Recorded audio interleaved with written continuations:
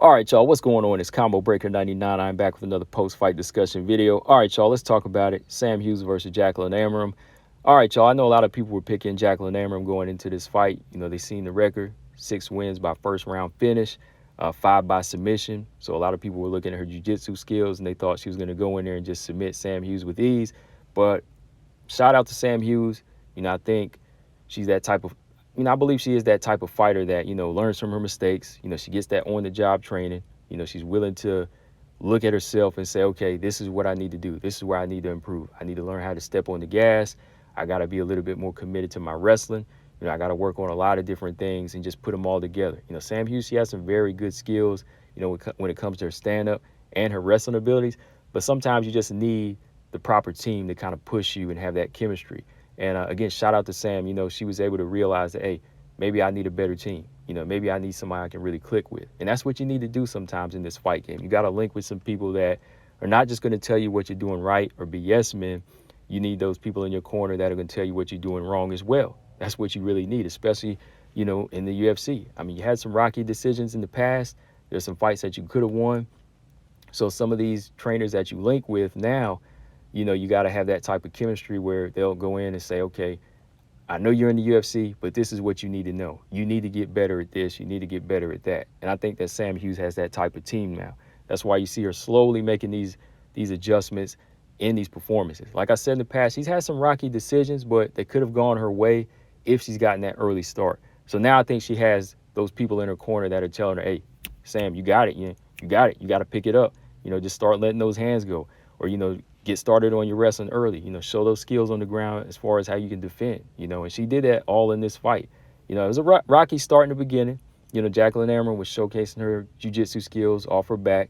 But Sam, man, like, her overall defensive skills, they were on point, as far as, like, escaping these rear naked chokes.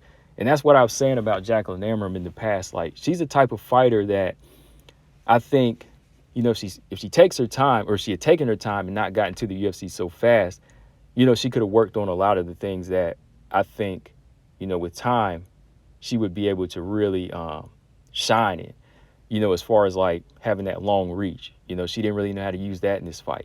Fighting at a good, solid pace, coming in trying to get the finish and, just kind of like gassing out after that.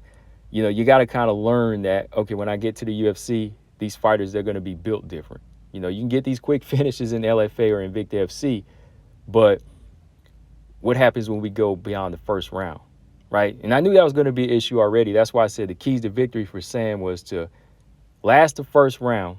You might lose that first round, right?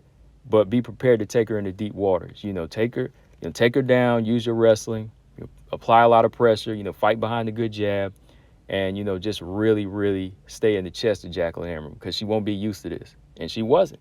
So Sam Hughes, she gave Jacqueline Amorim that official welcome to the UFC. I mean, right off top, if you look back at the first round, Jacqueline Amorim, she started off nice with the lead right hand. She really wasn't fighting off the jab.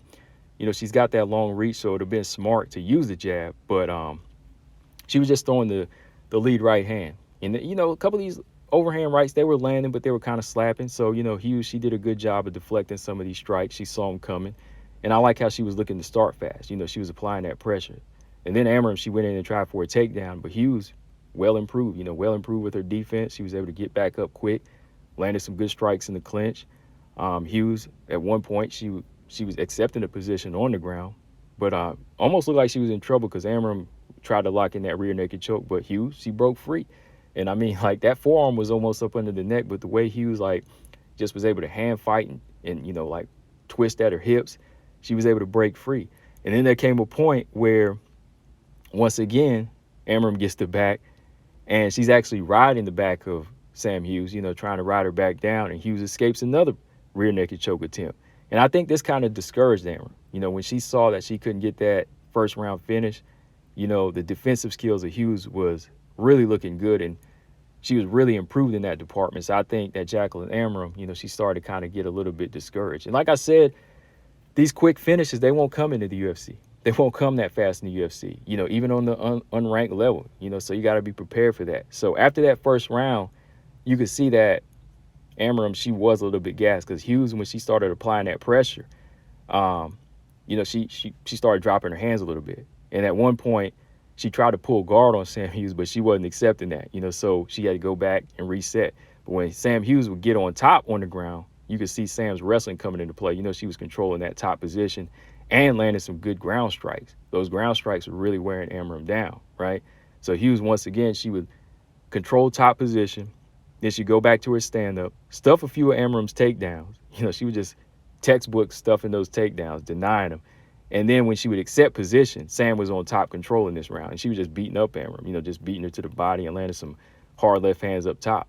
And at this point, Amorim, she looked gassed to me. She was gassed. Like, even when the referee was going to let her get back up, she kind of had that lazy get up, like, oh, I got to get back and stand with this girl, right? So you could really see, like, Hughes wrestling started to take over here. And this is where I was like, okay, as long as Sam Hughes' cardio holds up, which it will, this fight's going to go in her favor. All right, so it was 1-1 at this point. Last round, Amorim was gassed. Amorim was gassed to me, and Hughes, she just got stronger. She was still bouncing on her feet before the start of the bell. When she came out, a lot of pressure, fighting behind the jab. Amorim kept dropping her hands after she would try to throw a right hand. She was looking for another takedown. Hughes gets top position again, and she's working in that closed guard.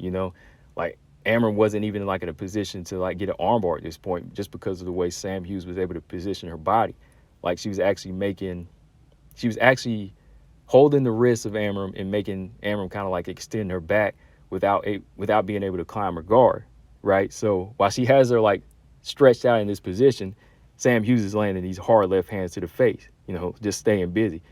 Hughes' defensive grappling was good, but at the same time, it was like, she was staying busy. Like, she was defending the submission attempts, but she was also staying busy landing hard punches. So Amorim, at this point, just kind of falling apart, even on the feet. Lazy strikes, no form. Hughes gets her down again. Hughes, she closed the round out nice on the feet as well. She got her down again. When they got back up, she closed out with some nice combinations and a nice right uppercut. All right. So, yeah, Amorim, I knew this was going to be her issue. She doesn't really strike too much.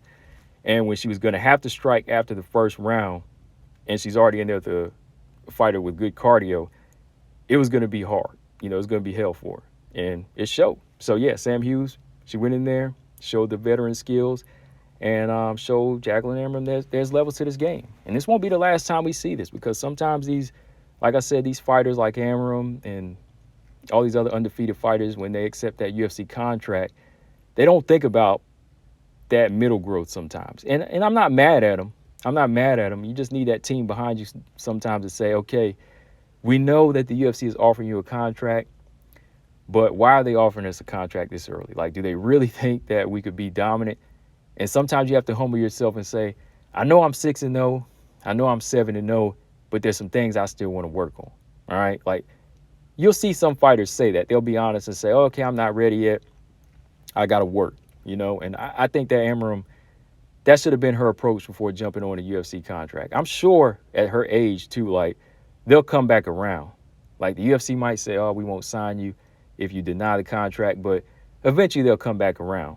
And to me, that's more so worth it than going in there and getting fed to the lions. Even on the unranked level, you could still go in there and get mauled, and you could get schooled. And that's what happened in this fight. Sam Hughes took over, showed her that, look, you need more than just the jiu-jitsu skills. I mean, you've seen this in the past, right? Mackenzie Dern, right? Fighters like this, or fighters that just depend on power. Macy Barber. They have to learn the hard way. So for Jacqueline Amorim, she's gonna have to learn the hard way. When you get signed this early, you got to put it in high gear as far as how your training goes. So yeah, shout out to Sam Hughes. I know that, look, this was a girl that just came into the UFC, but I think that Sam has been improving in a lot of things. And if she gets quicker starts in fights, she commits to her striking early on, and she builds up her physical strength, and she just continues to believe in herself and push it, show that she has different levels. She can be one of these top 10, 50, top 15 fighters. Just got to keep putting the work in.